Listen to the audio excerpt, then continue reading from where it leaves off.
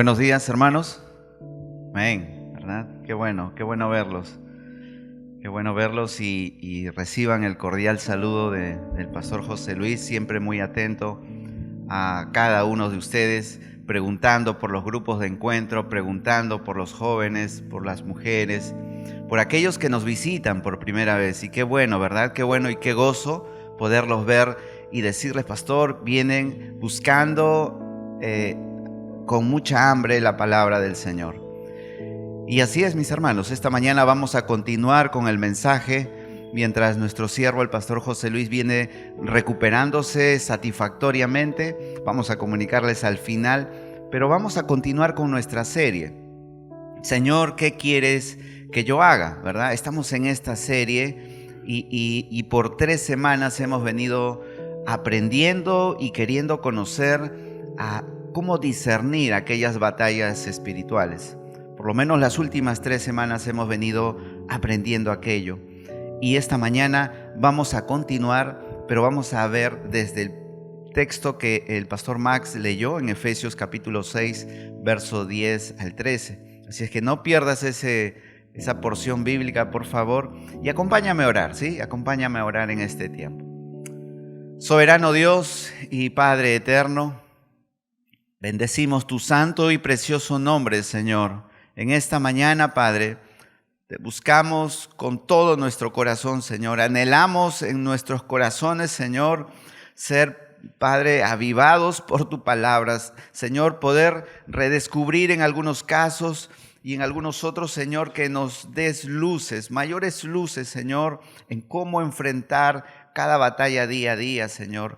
Pero también, Señor, responder a aquella pregunta constante: ¿qué quieres que yo haga, Señor? Soberano Dios y Padre eterno, te adoramos así, Señor, confiando y descansando en tu buena y preciosa voluntad. En el nombre de Cristo Jesús. Amén y amén. Amén. Mis hermanos, resiste al enemigo. Hemos estado hablando de la batalla, ¿verdad? Cómo discernir. Pero esta mañana vamos a hablar, por nuestro siguiente tema, es resiste al enemigo.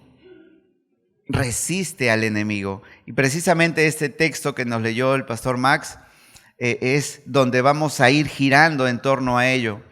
Pero quiero comentarte que la semana pasada, como decíamos, hablábamos sobre las batallas. Y entre esas batallas uno puede recordar y piensa aquellas batallas terrenales, ¿no? que se encuentran, aquellas guerras, aquellos conflictos. Pero déjame decirte que las grandes batallas en toda la historia que se han venido desarrollando, detrás de cada esa grandes batallas siempre ha habido una mente, un diseñador, alguien que creaba las estrategias de cómo ganar a sus contendores, cómo derrotar al enemigo. Estas grandes estrategias o estas grandes mentes militares son muy impresionantes, pero por lo menos hay dos de los cuales queremos hablarles. Uno de ellos es Sun Tzu y el otro es Napoleón. ¿Quién es quién? Bueno, ambos son militares. Sun Tzu probablemente es el estratega militar más importante en la historia. Es el estratega más importante. Allá por los años 2000 antes de Cristo, un poco más, este hombre documentó toda su estrategia de cómo enfrentar a su enemigo. Yo recuerdo que en la universidad nos hacían leer este libro, El arte de la guerra. Él escribió este libro, El arte de la guerra. Se documentó todas sus estrategias, cómo enfrentar hacia el enemigo. Es una obra maestra, por cierto, para muchos en el área militar, en el área estrategia, pero eso ha salido del campo militar, si no se aplicó en las estrategias, en los negocios y en tantas otras cosas. Pero Sun Tzu prácticamente era un hombre invencible porque era capaz de demostrar y de derrotar con muy pocos soldados o muy poca gente, aparentemente con muy pocas probabilidades, podía derrotar a un gigante, por decirlo así. Otro de los hombres es Napoleón Bonaparte, ¿verdad? Alguien me dirá, ¿quién estaba predicando? ¿El pastor Napoleón? No, no es el pastor Napoleón, es el pastor Carlos Palomino. Pero Napoleón es un hombre pequeño en estatura, pero grande ha sido en nombre.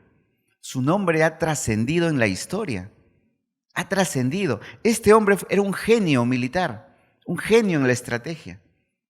Sabía perfectamente, sabía con exactitud cómo responder ante las situaciones que podrían ir pasándole. Sabía cómo responder ante las adversidades, sabía exactamente, pero no solo eso, sino también, esa era su fundamento, su éxito era que era muy obsesivo en cómo responder, en cómo ser detallado en las consecuencias, en lo que iba a planificar, cada movimiento, tenía que ser flexible ante lo que sucedía. Y este hombre, Napoleón, otorgó gran importancia precisamente a la logística, a cómo equipar a su gente, cómo prepararlos, especialmente en los pertrechos y alimentación de la tropa. Él se encargó de eso. Por eso es que su gente podía avanzar y conquistar. Pero si nos damos cuenta, las estrategias que usaron estos hombres fueron principalmente en el campo de batalla, en la guerra, en el enfrentamiento. Estos fueron determinantes no solo para sus triunfos, sino para todo el crecimiento de su nación. Si estos dos hombres no hubiesen conocido, si estos dos hombres no hubiesen diseñado toda aquella estrategia para enfrentar a sus enemigos, probablemente, mis hermanos, no estaríamos hablando ni de esos hombres ni de aquellas naciones. Francia no es una nación cualquiera, ¿verdad? Asimismo también, estos dos digamos, formas o estos dos hombres en los cuales habían desarrollado y habían planificado todas aquellas estrategias, hoy en día decimos que estas naciones no son lo que son, ni siquiera hablaríamos de estos hombres, ¿verdad? Pero quiero comentarte lo siguiente. Hay dos factores importantes para las estrategias militares. Primero, por ejemplo, Sun Tzu dijo lo siguiente, conoce a tu oponente, así no pondrás en peligro tu victoria. Conoce a tu oponente. Es una de las frases que él tiene. Si tú lo buscas ahí por el Google o buscas en los libros, a Sun Tzu tiene un montón de frases. Una de ellas es conoce a tu oponente, así no pondrás en peligro tu victoria. Entonces decíamos que hay dos factores importantes en la estrategia militar. Primero es conoce bien a tu enemigo y lo segundo es tener una estrategia de guerra. Ten una estrategia de guerra.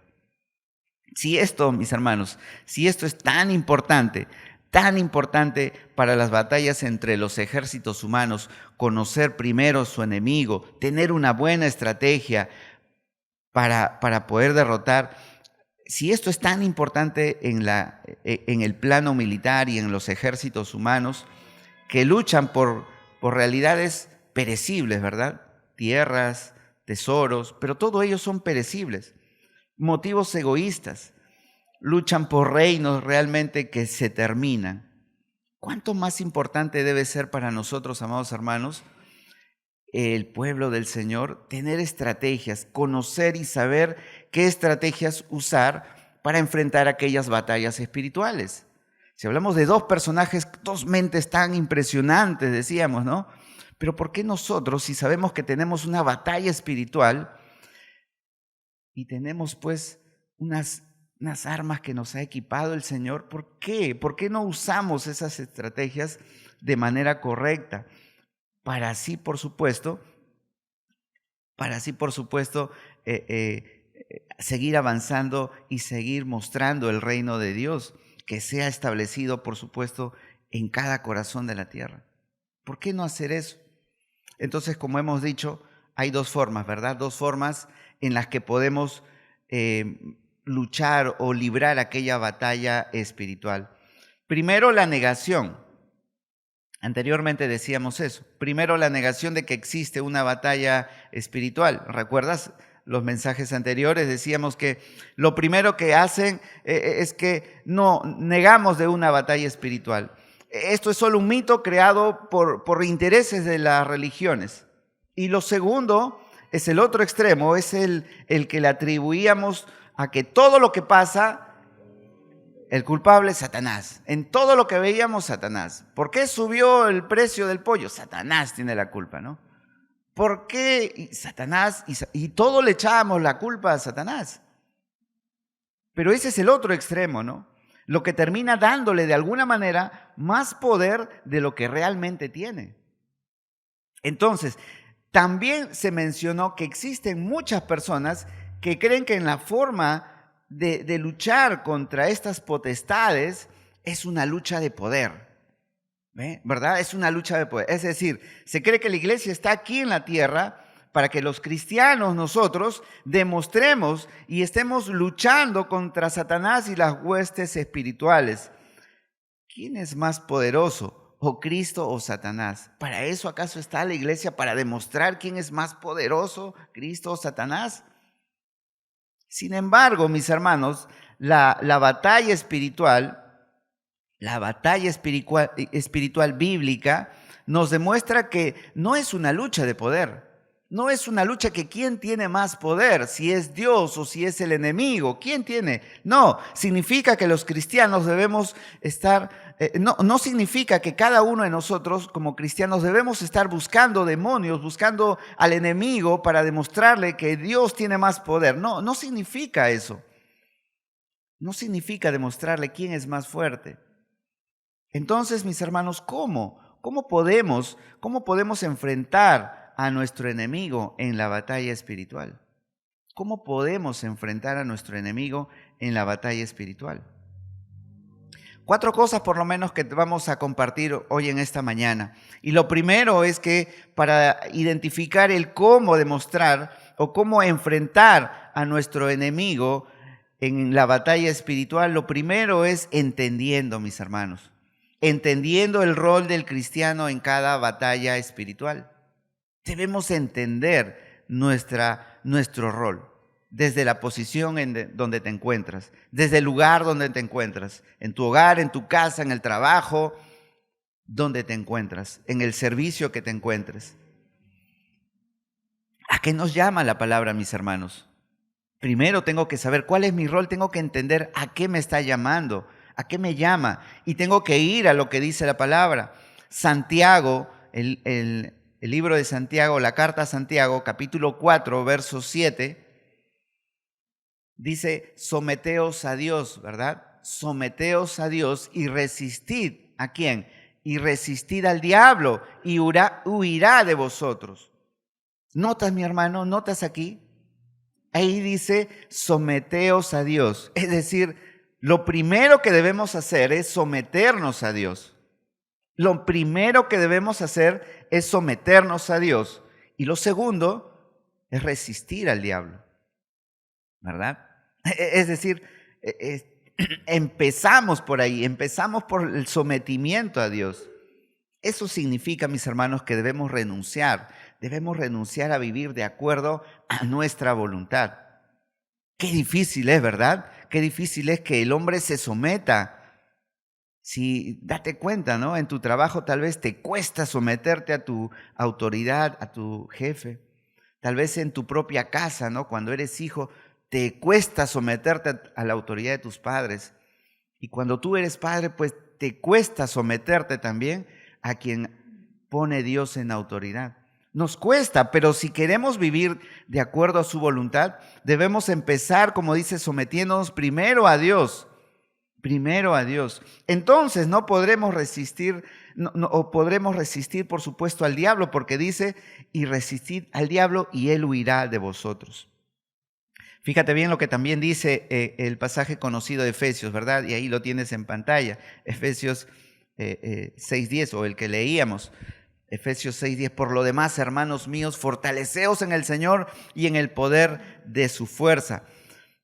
Primero el apóstol Pablo nos llama fortaleceos en el Señor y en el poder de su fuerza. Eso es lo primero que nos dice, fortaleceos en el Señor. ¿Pero para qué?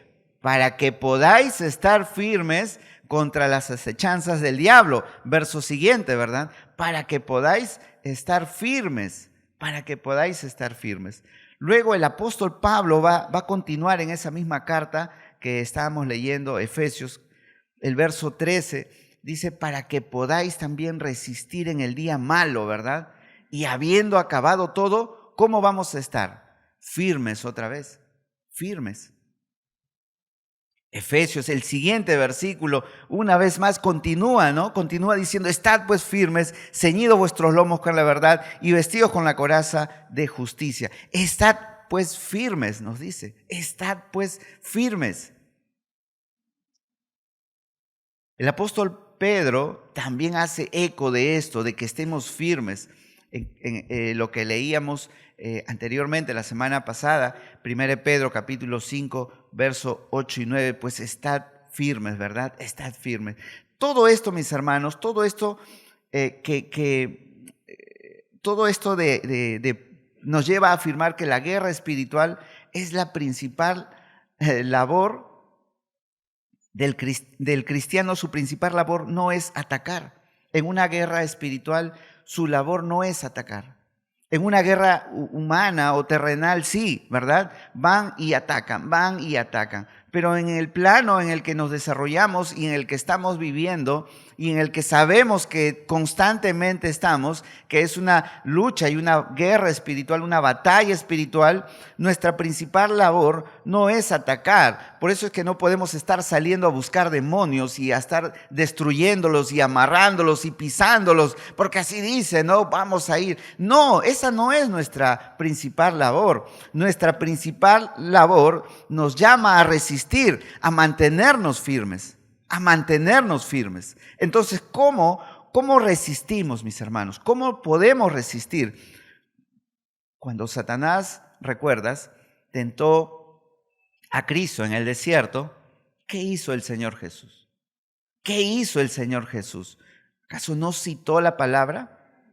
Escrito está, ¿no dijo? Escrito está. Satanás, el padre de mentira, no puede resistir a la verdad, no puede. Lo que él conoce, lo que él trabaja, lo que es en lo que él mejor se desarrolla, lo que en él mejor se desarrolla, por supuesto, es la mentira, es en la mentira. Ese es su, como se dice, es su fuerte, ¿no? Su fuerte de él. Es cuando te preguntan, ¿en qué eres bueno? ¿En qué eres hábil? Bueno, yo soy en la carpintería, bueno, yo soy en la electricidad, en la pintura, ese es mi fuerte, dicen, ¿no? Pero en el diablo, ¿cuál es su fuerte? ¿Cuál es su mejor herramienta? Es la mentira. Entonces, cuando nos sometemos a la verdad de Dios, creyendo en la palabra, Él huirá y buscará de repente otra táctica para venir de nuevo a nuestro encuentro, ¿no? Para volver a venir. Pero ¿sabe por qué los cristianos, mis hermanos, no resistimos? ¿Por qué no resistimos? ¿Por qué no resistimos a Satanás? Y por tanto, ¿por qué no permanecemos firmes en nuestra fe hasta el final? ¿Por qué es que no logramos hacer eso? Porque simplemente no tomamos en serio lo que es la batalla espiritual. No tomamos en serio la batalla espiritual. No tomamos en serio lo que Dios dice de Satanás. No tomamos en serio. Es por eso que no nos interesa o no nos interesamos siquiera en los designios de Satanás, ni le prestamos atención a lo que dice desde las Escrituras en referencia a él. No le prestamos atención. ¿Cómo lo vamos a hacer? ¿Cómo resistimos esta batalla espiritual? ¿Cómo debemos enfrentar? Entonces decimos que debemos entender eso, nuestro rol como cristiano. Pero lo segundo que tenemos que también es entender lo que la Biblia dice de los designios de Satanás. ¿Qué es lo que la Biblia dice con respecto a los designios de Satanás? Creo que aquí es donde debemos hacernos ciertas preguntas. Aquí es donde debemos hacernos ciertas preguntas. ¿Qué pensamos de lo que Dios tiene que decir sobre la existencia y la actividad de demonios en las Escrituras? ¿Qué pensamos en lo que Dios tiene que decir en cuanto a ello? Cuando o cuán en serio tomamos lo que Dios dice, no solamente de lo que confesamos y lo que creemos en fe, sino del hecho del diario vivir nuestro, de nuestro estilo de vida. ¿Cuán en serio lo tomamos lo que Dios dice en referencia a nuestro diario vivir? ¿Cuánto influye, mis hermanos? ¿Cuánto influye tener una conciencia de la guerra espiritual bíblica en nuestra vida diaria? ¿Cuánto puede influir eso en nuestra vida diaria? Estas podrían ser algunas preguntas importantes, ¿verdad? Porque la forma, mis hermanos, miren, la forma en la que nosotros pensamos sobre las fuerzas satánicas también determina la manera significativa en la cual vivimos. Así es, la forma en la que pensamos sobre las fuerzas satánicas también determinan de manera significativa cómo vivimos. Por eso revisemos lo que la Biblia dice. A ver, vamos a tratar de ir rápidamente en algunos pasajes. Los autores del Antiguo Testamento, por ejemplo, escribieron con una profunda conciencia de la guerra cósmica en lo que se estaban involucrando. Por eso es que Pablo escribe en su carta a los Corintios, 2 capítulo 2, verso 11, para que Satanás, dice, no tome ventaja sobre nosotros, pues no ignoramos, ¿qué cosa? Sus maquinaciones, o sea, sus planes. Para que Satanás no tome ventaja, dice, sobre nosotros, pues no ignoramos aquellas maquinaciones, aquellos planes. El diablo y sus ángeles tuvieron un rol muy importante, ¿no? O muy marcado en la vida, la enseñanza y los milagros de Jesús. Desde la tentación en el desierto, ¿recuerdas? Desde allí estaba presente, de ese comienzo de su ministerio, como lo vemos en el Evangelio de Mateo, capítulo 4, en esos primeros 11 versículos, cuando Jesús va a iniciar su ministerio. Eso lo vemos rodeado hasta su crucifixión. Lo vemos presente aún en la última cena. En el Evangelio de Juan, capítulo 13, verso 27, dice, y después del bocado, Satanás entró en él. Entonces Jesús le dijo, lo que vas a hacer, hazlo más pronto. Lo que vas a hacer, hazlo más pronto. Desde el inicio de su ministerio hasta el final ha estado allí marcado ese rol de Satanás, del enemigo. Ahí ha estado marcado. Satanás y sus fuerzas fueron una realidad siempre presentes. Fueron una realidad presentes. Jesús enseñó que los demonios esclavizan activamente a las personas. Eso nos enseñó el Señor Jesús. Por ejemplo, en el Evangelio de Lucas, capítulo 13, y a esta hija de Abraham, que Satanás había atado 18 años, ¿no se le debía desatar de estas ligaduras en el día de reposo? Porque estaban quejándose, ¿verdad? ¿Cómo en el día de reposo van a sanar a esta mujer? A esta hija de Abraham, que Satanás había atado. ¿Cuánto tiempo? Dice, 18 años. ¿No se le debía desatar esas ligaduras también? Lo que vemos también es que buscan activamente ganar influencia sobre las personas e instituciones religiosas. Estas fuerzas demoníacas o estos buscan activamente ganar influencia sobre personas e instituciones religiosas. El Evangelio de Juan, capítulo 8, verso 44. Vosotros sois de vuestro padre el diablo, le dice el Señor, y los deseos de vuestro padre queréis hacer. Así les dice el Señor. Los deseos de vuestro padre queréis hacer. Pero también, dice, también se oponen activamente y buscan socavar y corromper la obra del Evangelio. ¿Recuerdas aquella parábola en Lucas capítulo 8, verso 12? Esa parábola del sembrador. Y los que estaban junto al camino, capítulo 8, verso 12 de Lucas, y los que estaban junto al camino son los que oyen. Y luego viene ¿quién? Viene el diablo y quita de su corazón la palabra para que no crea y se salven. Quita de su corazón la palabra para que no crean y se salven. Entonces, cuando los discípulos, mis hermanos, cuando los discípulos más cercanos de Jesús describieron su ministerio milagroso. Dijeron pues, como en capítulo 10 de Hechos, verso 38, aquí va a hablar y dice, como Dios ungió con el Espíritu Santo y con poder a Jesús de Nazaret, y como anduvo haciendo bienes y sanando a todos los oprimidos por el diablo, porque Dios estaba con él. Dios estaba con él. Los discípulos sabían y describían perfectamente así el ministerio del Señor Jesús.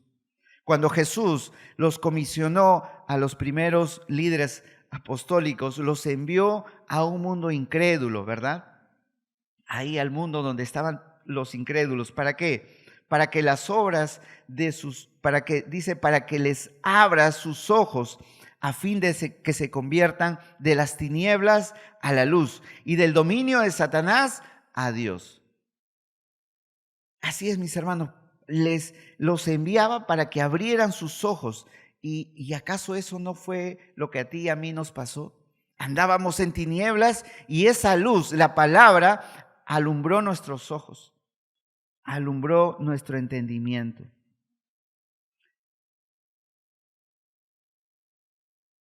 Entendieron ellos y todos los cristianos que están involucrados en una guerra.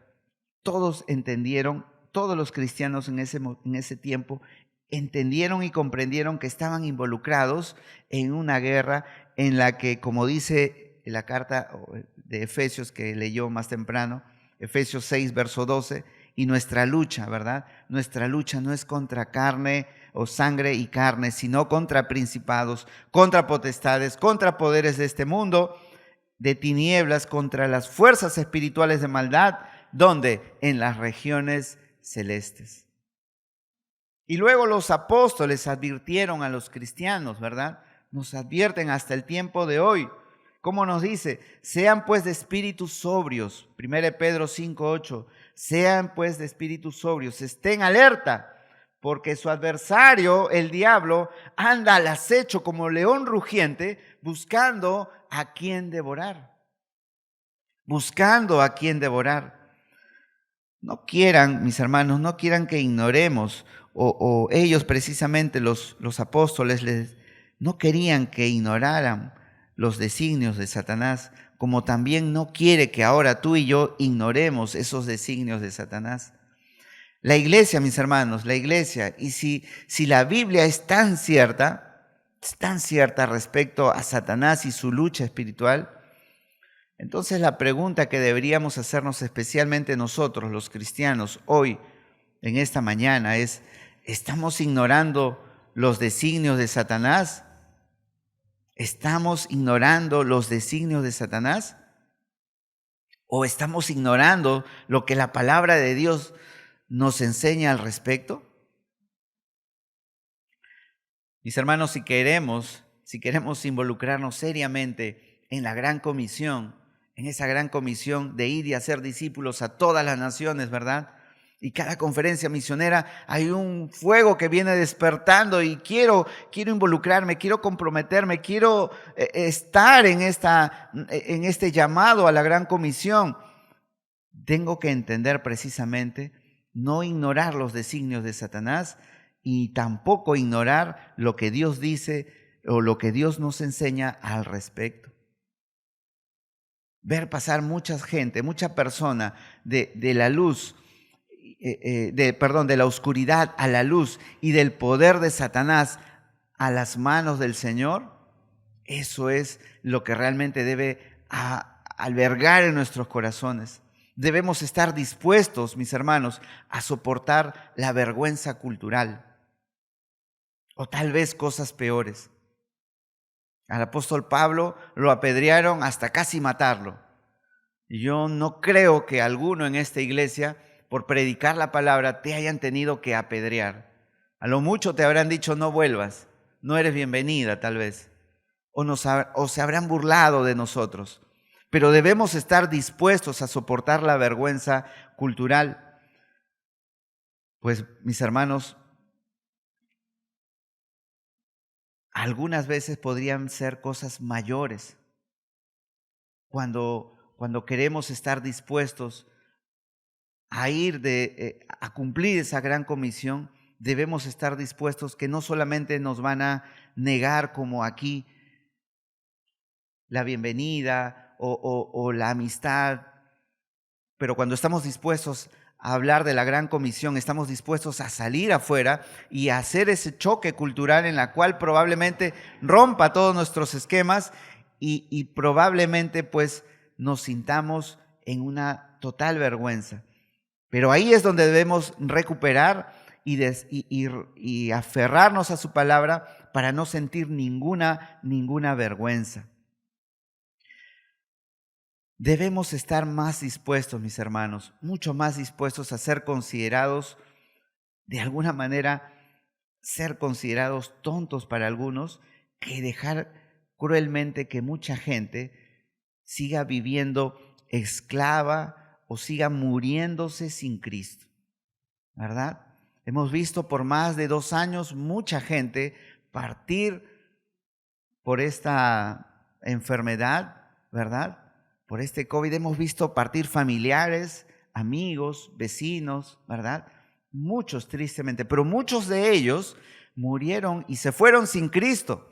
Pero por eso debemos estar dispuestos a ir tras ellos, a buscar, a salir, no a esperar a que vengan a tu casa. La gran comisión es ir y hacer discípulos, salir, movernos de nuestra comodidad. Por eso debemos estar dispuestos a soportar toda vergüenza, a soportar toda cosa que se nos pueda decir, y aun si nos puedan llamar tontos, aun si nos puedan llamar, qué tonto eres que pierdes tu tiempo en la iglesia, qué tonto eres que pierdes tus recursos allí, pierdes tus mejores años. No, para el contrario, para nosotros es ganancia, ¿verdad? Ganancia en el reino de los cielos. La forma en que pensamos acerca de las fuerzas satánicas y la seriedad con la que nos tomamos las instrucciones de Dios sobre ellas determinan cómo vivimos. La forma en que pensamos acerca de las fuerzas satánicas y la seriedad con la que nos tomamos las instrucciones de Dios sobre ellas determinan cómo vivimos. Mis hermanos, cuanto más alineados estemos a la visión bíblica y a esta realidad, más fielmente seguiremos al Señor Jesús. Más fielmente o más espiritualmente serviremos a las personas y más daño haremos en el dominio de la oscuridad. Cuando nos apegamos a la visión bíblica, cuando estamos fielmente al Señor, pues de esa manera estamos resistiendo, de esa manera vamos a hacer más daño también al dominio de la oscuridad. Pero también, mis hermanos, soportaremos el reproche que Jesús soportó. También vamos a tener las fuerzas de soportar ese reproche que Jesús soportó. Hebreos capítulo 13, verso 13. Salgamos pues a Él fuera del campamento, llevando su vituperio, como va a decir. Salgamos pues a Él fuera del campamento, llevando ese vituperio. En la versión Dios habla hoy lo traduce así: vayamos pues con Jesús fuera del campamento y suframos la misma deshonra que Él sufrió. Suframos la misma deshonra que Él sufrió. Mis hermanos, la Biblia es un libro robusto o robustamente sobrenatural. La guerra espiritual entre Dios y los ángeles, y el diablo y sus ángeles, y los seres humanos en ambos lados del conflicto está llena de páginas desde el principio a fin, desde Génesis a Apocalipsis. Por eso que en la carta de los Efesios, y volvemos a leer Efesios 6, verso 10 al 13, por lo demás, fortalezcanse en el Señor y en el poder de su fuerza. Revístanse con toda la armadura de Dios para que puedan resistir, para que puedan estar firmes contra las insidias del diablo. Porque nuestra lucha no es contra sangre y carne, sino contra principados, contra potestades, contra los poderes de este mundo de tinieblas, contra las fuerzas espirituales de maldad en las regiones celestes. Por tanto, tomen toda la armadura de Dios para que puedan resistir en el día malo y habiéndolo hecho todo, ¿cómo debemos estar? Dice, estar firmes, estar firmes, estar firmes. Tomemos esto muy en serio, mis hermanos. Tomemos esto muy en serio. No permanezcamos en la ignorancia de las Sagradas Escrituras respecto a la guerra espiritual. No nos mantengamos en ignorancia. No nos quedemos con un solo versículo, Juan 3:16, ¿verdad? Ese es el texto que todos conocemos y nos quedamos tal vez con un solo versículo. No dejemos que las personas cautivas en estrategias demoníacas y en la ignorancia de lo que Dios ha manifestado en su palabra al respecto. No dejemos así a las personas y mantengámonos firmes en este asalto, ¿no? Entendiendo bien las artimañas del maligno, las artimañas de Satanás. Y lo tercero, el cómo poder realizar. Lo tercero es entendiendo las artimañas de Satanás. ¿Cómo debemos enfrentar al enemigo? Debo entender las artimañas de Satanás. Así como hablábamos de estas estrategias de estos dos hombres, estrategas bélicos más reconocidos en la historia, y año tras año pueden seguir hablando y sus naciones han sido marcadas, también debemos entender las artimañas del enemigo, de Satanás. Satanás tiene estrategias o artimañas, como quieras llamarlo, que se repiten a lo largo de la historia y que todo cristiano puede y debe reconocer. Puede y debe reconocer. Vamos a revisar algunas más comunes. Lo primero, el engaño. Lo primero es el engaño. Cristo Jesús dijo a Satanás, ¿verdad? O dijo de Satanás en Juan capítulo 8, verso 44. Él ha sido homicida desde el principio y no ha permanecido en la verdad, porque no hay verdad en él. Cuando habla mentira, de suyo habla, porque es mentiroso y padre de mentira. Padre de mentira. Juan capítulo 8, verso 44, Jesús dice de Satanás que él es homicida desde el principio. Esa es su estrategia, el engaño. El engaño. A través del engaño, Satanás puede hacer creer una mentira que se convierte en una fortaleza dañina para nuestras vidas. En ese sentido, debemos estar a la defensiva con la palabra de Dios para no permitir la formación de nuevas fortalezas a través de estas mentiras, de creer en estas mentiras. Pero también debemos estar activamente buscando la verdad y eliminando lo que sea mentira en nuestros pensamientos. Debemos hacer eso. Debemos estar buscando la verdad y eliminando la mentira en nuestros pensamientos. Otra de las artimañas, de las estrategias que usa Satanás contra los creyentes y con toda la humanidad son las tentaciones.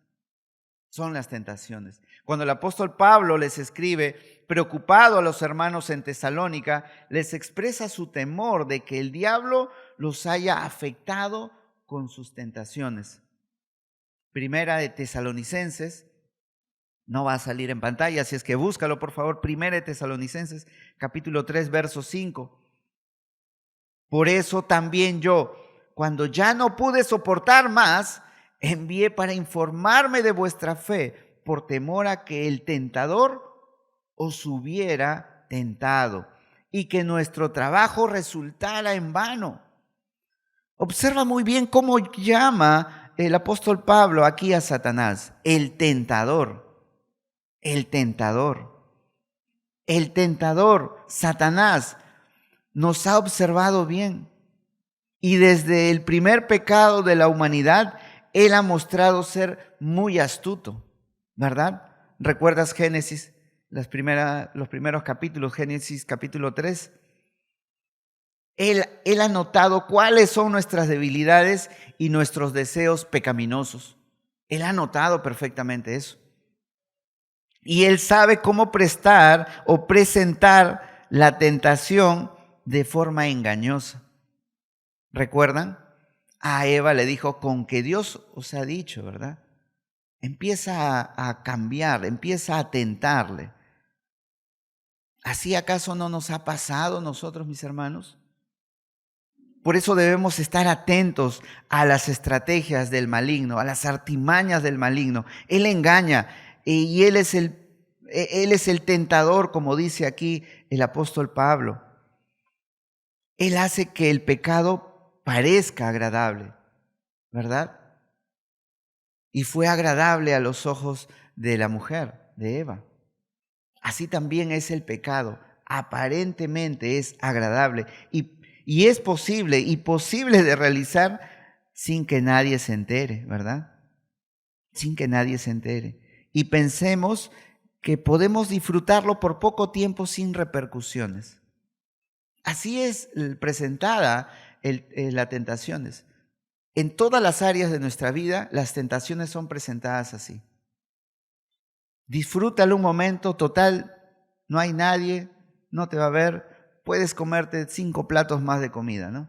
Oye, pero tienes que cuidar el triglicérido, el colesterol, no, le empujas más chicharrones y más cosas. La tentación. Pero en todas nuestras áreas, la tentación se va a mostrar así, apetecible para un momento, agradable por un momento.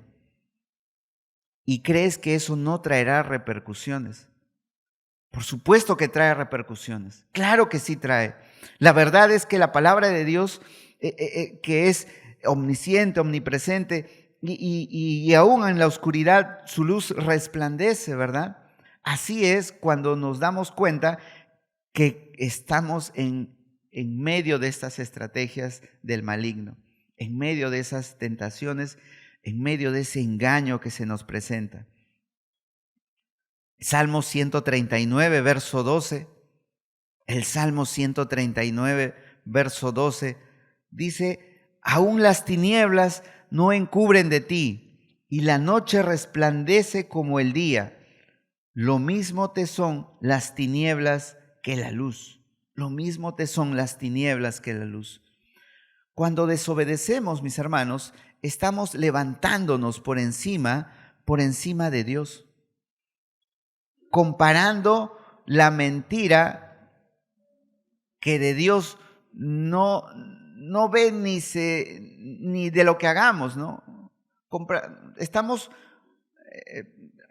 cuando aceptamos estas tentaciones, estos engaños, estamos comprando esta mentira del diablo, de Satanás, como que si Dios no lo va a ver, como que si Dios está ocupado en otras cosas. Dios está ocupado en la ventana 1040, Dios está ocupado en la iglesia, no está ocupado en esto, pero no es así. No es así. Corremos el riesgo de que nuestra soberbia nos haga ciegos. Corremos ese riesgo que nuestra soberbia nos haga ver ciegos, autosuficientes. Y las verdades de Dios y las necesidades de Dios en estas batallas, no es necesario. Eso es cuando veo a un endemoniado, ahí recién voy a buscar. Pero no me doy cuenta cuando estoy en medio de las artimañas del diablo, en medio de ese engaño, y no presto atención correcta a las verdades de Dios.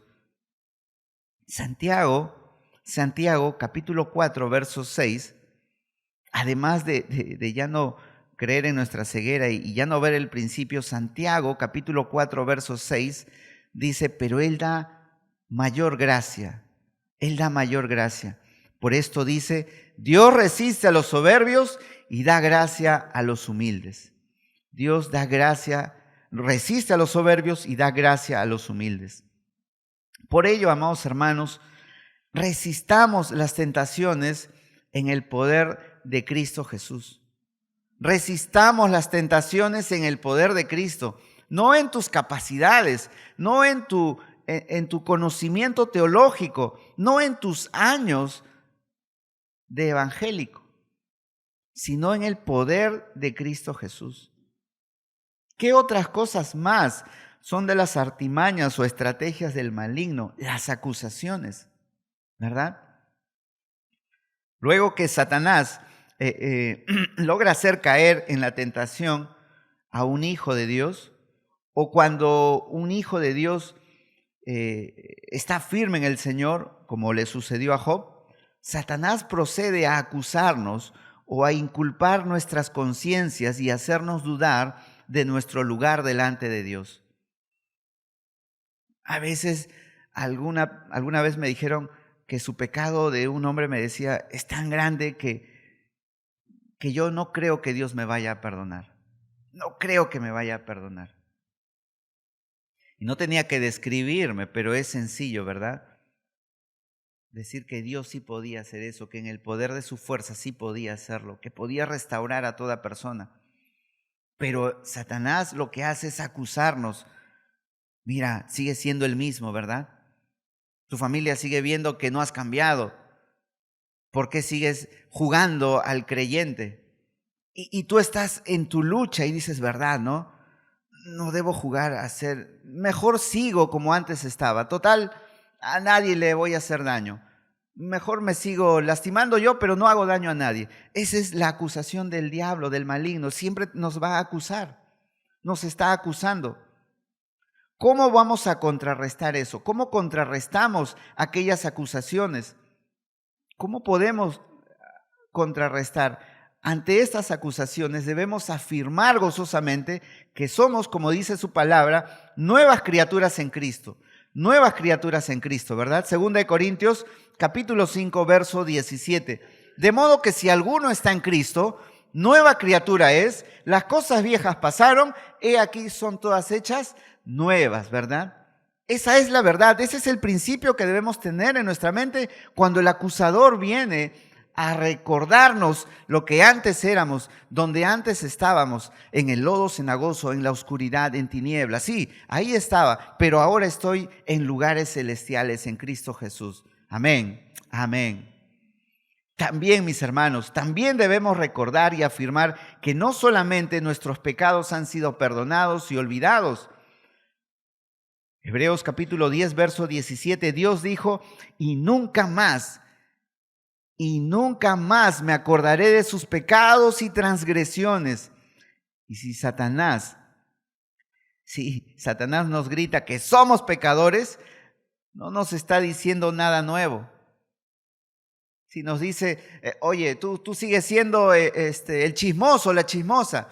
Sí, eso era antes, pero ya no ahora. Nueva criatura soy en Cristo Jesús.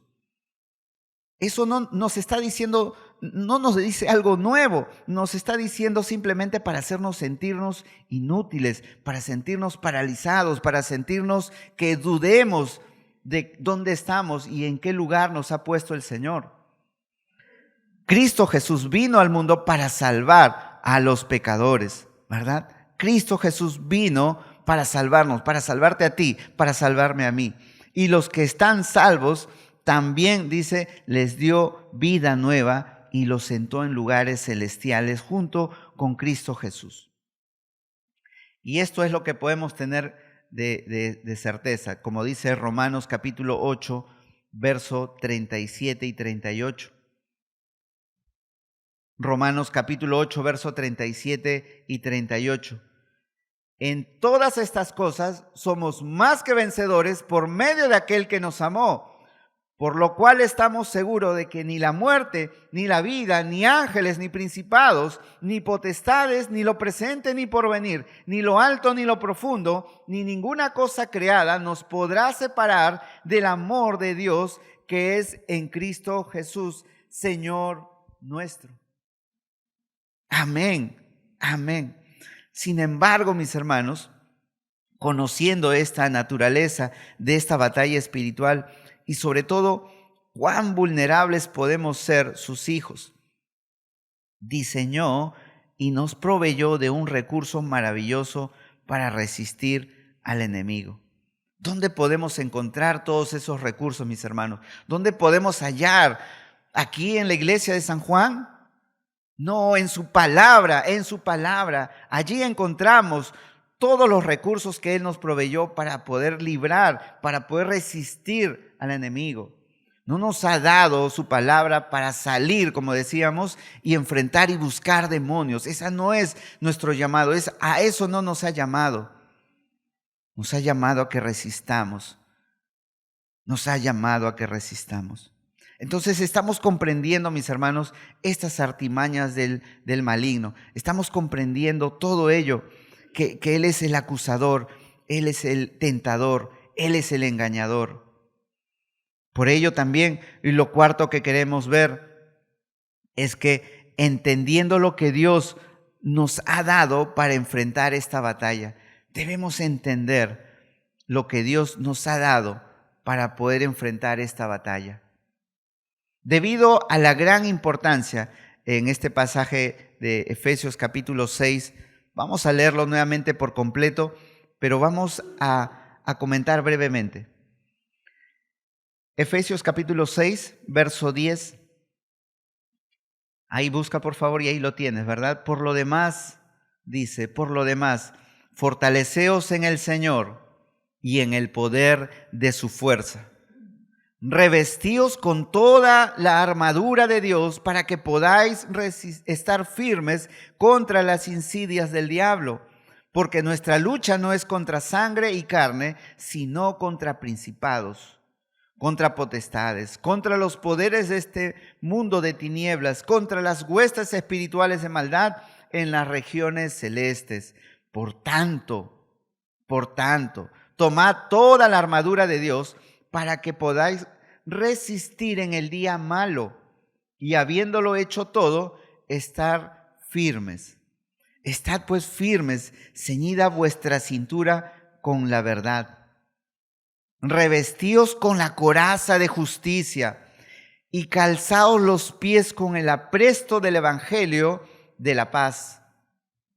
En todo, tomando el escudo de la fe con el que podréis apagar todos los dardos encendidos del maligno.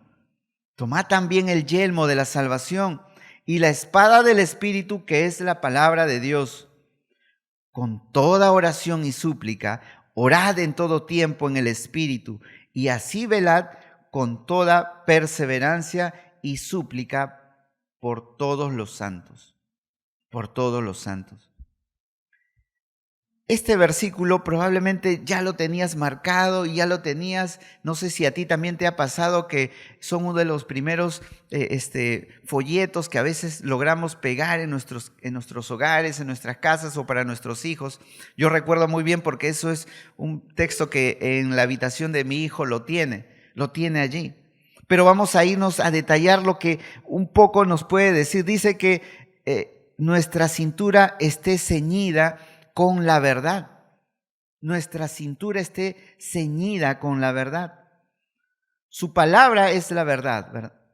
Es por eso que nuestro Señor oró al Padre por nosotros. ¿Recuerdas esa oración? Juan capítulo 17, verso 17. El Señor Jesús dice: santifícalos en tu verdad, tu palabra es verdad. Esa es la creencia en la palabra de Dios. La fe en ella, es decir, es creer lo que Dios dice en la revelación escrita. Es esa fe, creer en esa revelación escrita. Y es aplicarla a nuestras acciones. Aplicarla a nuestras acciones, a nuestro estilo de vida. Eso es lo que nos mantiene unida toda la armadura. Eso es lo que nos va a mantener unida toda la armadura. Por eso es vital que cada día podamos ratificar nuestra fe en la palabra de Dios y que cada día podamos vivirla. Nuestra cintura está ceñida, dice, con la verdad, ¿verdad? Así es, santifícalos en tu verdad. Tu palabra es verdad. Tengo que creer a su palabra por fe, ratificar todos los días, mis hermanos, que su palabra es verdad, que su palabra es verdad y su palabra vivifica. ¿Qué más? ¿Qué más podemos observar un poco en esta carta de los Efesios?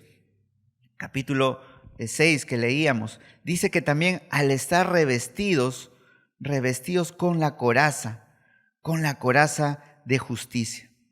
Con la coraza de justicia. Esta coraza de justicia produce la resistencia cuando Satanás busca disparar, ¿verdad? Aquellos dardos, ¿hacia dónde? Hacia nuestros corazones. Hacia nuestros corazones. Dardos que dicen: eres un vil pecador, ¿no? No cambias. Sigue siendo el mismo. ¿A quién quieres engañar? Otra vez vas a hacer lo mismo y nadie te va a descubrir. Esos dardos que el enemigo lanza, indicándonos o recordándonos nuestra condición de antes de vil pecador,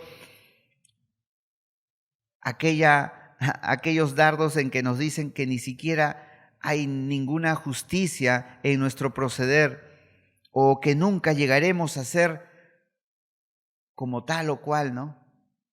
Nunca llegarás a ser como es aquel hombre, ¿no? Siempre seguirás siendo aquel. Son esos dardos que van del enemigo hacia nuestros corazones. Por eso es que nos dice que nos revistamos con esa coraza de justicia. Sin duda que esta justicia proviene del Señor y de su evangelio. El evangelio nos recuerda que no somos justos por nosotros mismos, sino por las obras, o ni siquiera por las obras que hayamos hecho. Romanos capítulo 3, ¿recuerdas? Romanos capítulo 3, verso 21 al 26. Romanos capítulo 3, verso 21 al 26. Pero ahora, aparte de la ley, se ha manifestado la justicia de Dios, testificada por la ley y por los profetas. La justicia de Dios por medio de la fe en Jesucristo, para que los que creen en Él, porque no hay diferencia, dice, porque no hay diferencia.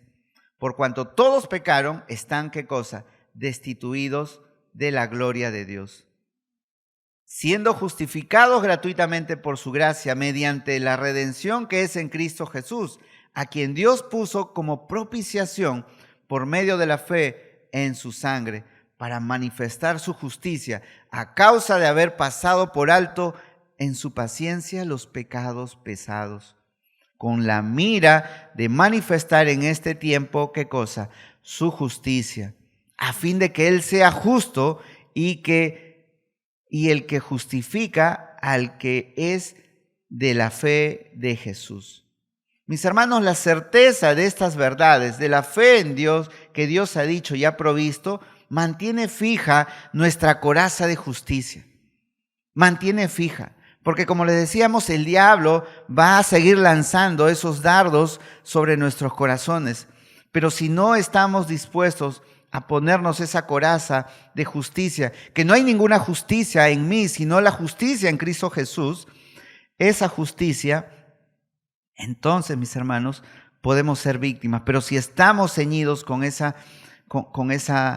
coraza de justicia, entonces nos mantendremos justos en Él.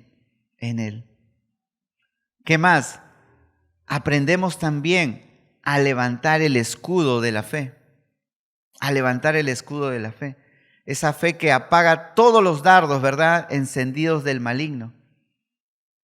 Esa fe, aprendamos a levantar ese escudo de la fe que levanta aquellos, como aquella imagen, ¿no?, que ese escudo sirve para cubrirse, para proteger los dardos del enemigo.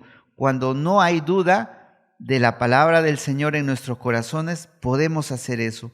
Podemos levantar ese escudo de la fe y podemos apagar todos los dardos que el enemigo quiera lanzarnos. ¿Qué más? Todo es posible, mis hermanos. Todo esto es posible porque tenemos nuestro yelmo, el yelmo de la salvación, ¿verdad? Este es básicamente el casco de la armadura, ¿no? El casco de la armadura que protege todo órgano vital como es la mente, ¿verdad? Qué importante es que el soldado coloque ese casco o ese yelmo sobre su cabeza, porque es allí donde podría recibir el golpe, el ataque, y todo su cuerpo podría pues caer. ¿Cómo nos pasa también así a nosotros, verdad?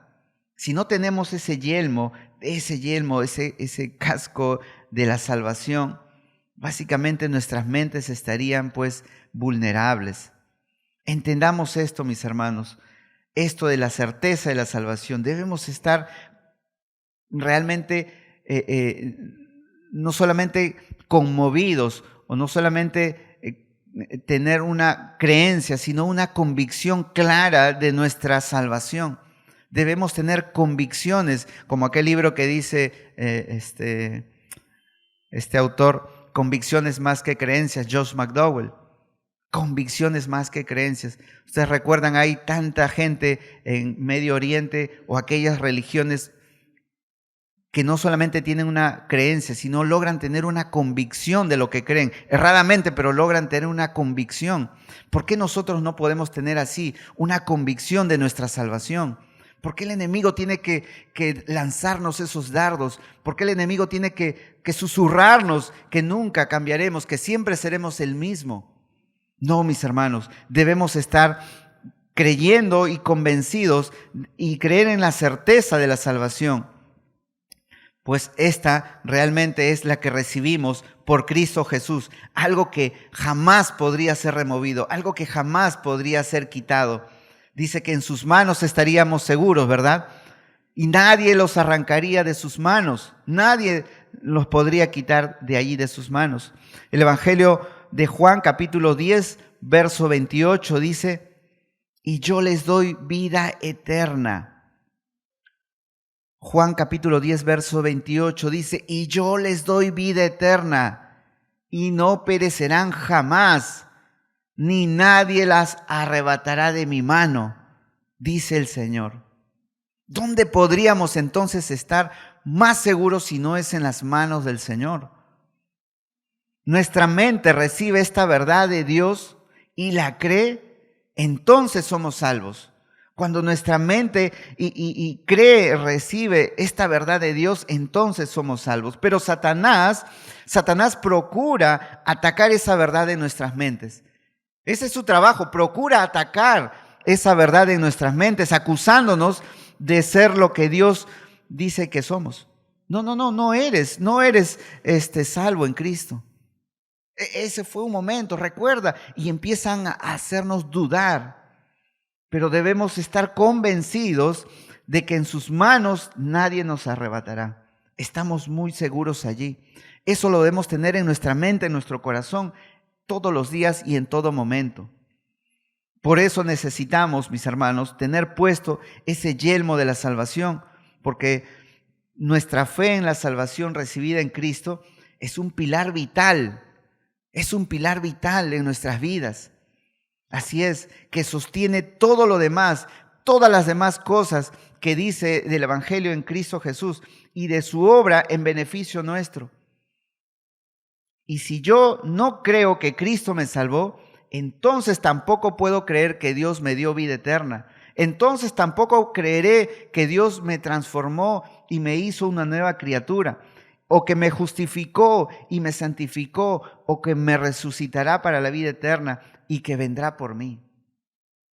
Se dan cuenta que si yo dudo en algo en el Señor en cuanto a la salvación, no puedo apropiarme en nada de lo que la Biblia dice, en nada de lo que su verdad me dice. Si se fijan, mis hermanos, si se fijan en este texto que hemos leído de Efesios capítulo 6, la armadura de Dios cuando habla, si se fijan, en este pasaje hay solamente dos armas ofensivas. Dos armas ofensivas. Los calzados para compartir el Evangelio y la espada del Espíritu. La espada del Espíritu. Ambos representan obviamente la palabra de Dios. Ambos representan la palabra de Dios. Pero una vez más, nuestro llamado es a resistir, mis hermanos. Es a resistir. Por eso nuestras armas son mayormente ofensivas. Defensivas, son mayormente defensivas. Solamente dos tenemos ofensivas, es el calzado y la espada, pero lo demás es para defendernos. Por eso es en la insistencia de resistir, porque la batalla, mis hermanos, pertenece al Señor. La batalla pertenece al Señor. Primera de Samuel, capítulo 17. Primera de Samuel capítulo 17, verso 47, dice que Jehová no salva con espada y con lanza, porque de Jehová es la batalla. porque de Jehová es la batalla. Por eso es que este texto que hemos leído, mis hermanos, no está lleno de porciones o de herramientas en las cuales vamos a salir a atacar. Solamente dos herramientas: el calzado para compartir el evangelio y la palabra. Ambos son la palabra, de verdad. Lo demás tenemos que resistir, son defensivas, son defensivas. Es el Señor quien lucha por nosotros. Solamente con su palabra y en su poder, mis hermanos, hay victoria.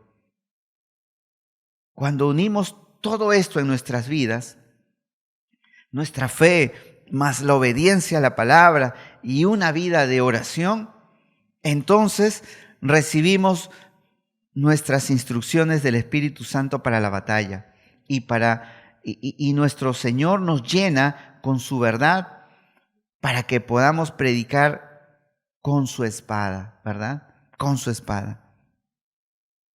El mismo texto de Efesios 6, verso 17, ¿ve? Dice, tomando el yelmo de la salvación, ¿y qué cosa? Y la espada del Espíritu, que es la palabra de Dios. Él nos ha dicho que su espada es como martillo que despedaza, ¿verdad? Como un martillo que despedaza. Jeremías capítulo 23, verso 29. Así dice, que es como un martillo que despedaza. Y tenemos la garantía de Dios, quien dijo, ¿verdad? En el libro de Isaías, capítulo 55, verso 11. Mi palabra que sale de mi boca no volverá a mí vacía sin haber realizado lo que deseo y logrado el propósito para el cual le envié. Para lo cual la envié. Dice que mi palabra, la palabra que sale de mi boca, no volverá a mí vacía. Esa es nuestra arma ofensiva. Esa es nuestra arma ofensiva. Esa palabra que sale de su boca. Mis hermanos, la batalla ya ha sido ganada en Cristo Jesús en la cruz. Podemos decir finalmente eso. La batalla ya ha sido ganada. No tenemos que salir, como hemos repetido y insistimos, no tenemos que salir a enfrentar y a buscar demonios debajo de la mesa, debajo de la alfombra, donde está aquí. No. Tenemos que saber resistir.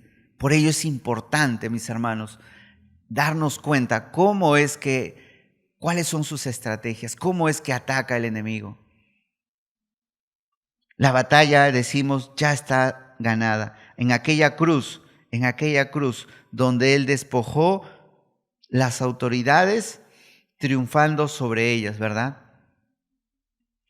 Con una sola realización cambia totalmente el tono de nuestra lucha. Cambia absolutamente el tono. Batallamos con un enemigo, mis hermanos, que finalmente ese enemigo ya ha sido derrotado. Es un enemigo vencido, es un enemigo derrotado, es un enemigo ya destruido, pero todavía sigue operando, ¿verdad? Por aquí. No tenemos que esperar o ver derrotarlo, porque ya la derrota ya la tiene. Ya la victoria en Cristo Jesús es real, es real. Nosotros, mis hermanos, nosotros decidimos en cada evento a quién vamos a servir. ¿A quién le vamos a servir? ¿O servimos al diablo o servimos a Dios? No tenemos un término medio. Como la semana anterior decíamos, no podemos pararnos en una zona neutral. No existe. Creyente o no creyente, no hay zona neutral. O servimos a Dios o servimos al diablo. Pero ya antes servíamos al diablo, ¿verdad? Y ya sabemos lo que es haber pasado por todo ello. Y no queremos volver a ello. Ahora gozamos de una victoria, gozamos de su poder, del Espíritu Santo que estaría con nosotros, dijo, todos los días hasta el fin, todos los días hasta el fin.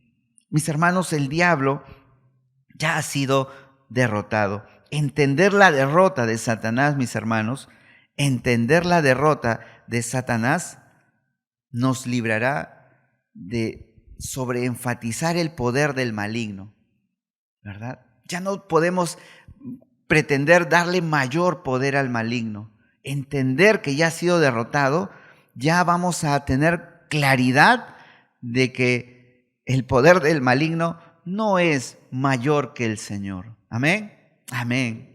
Es un enemigo derrotado y conocer la palabra de Dios nos lleva a estar alerta ante las acechanzas del diablo. ¿Para qué? Para que podáis resistirlo, para que podáis resistirlo. Así que, como dice su palabra, así que habiéndolo hecho todo, ¿cómo debemos estar? Estar firmes, mis hermanos, estar firmes. Así es que lo tenemos bastante claro ahora sí, cómo opera este enemigo, este tentador, este acusador, ¿verdad? Cómo opera, y debemos saber que tenemos ya la victoria ganada en Cristo Jesús, ya la victoria ganada. Entonces debemos actuar a saber resistir ante las acechanzas del maligno, ante las acechanzas del maligno. Permíteme orar, por favor, por ti. Permíteme orar por ti. Permíteme orar por ti. Y en este tiempo que el Señor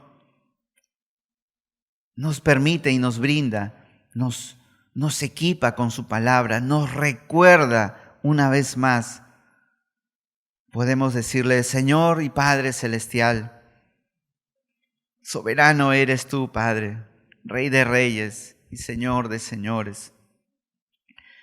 Señor, gracias, Padre, por tu preciosa palabra. Gracias, Señor, por mostrarnos de verdad que cuántas veces tal vez he sido de los que he venido creyendo que el enemigo ha tenido todo, Señor, para poder acusarme.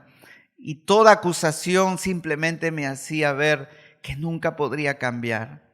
Pero, Señor, me recuerda tu palabra que en Cristo somos más que vencedores, que nueva criatura somos, las cosas viejas pasaron y aquí todas son hechas nuevas, Señor.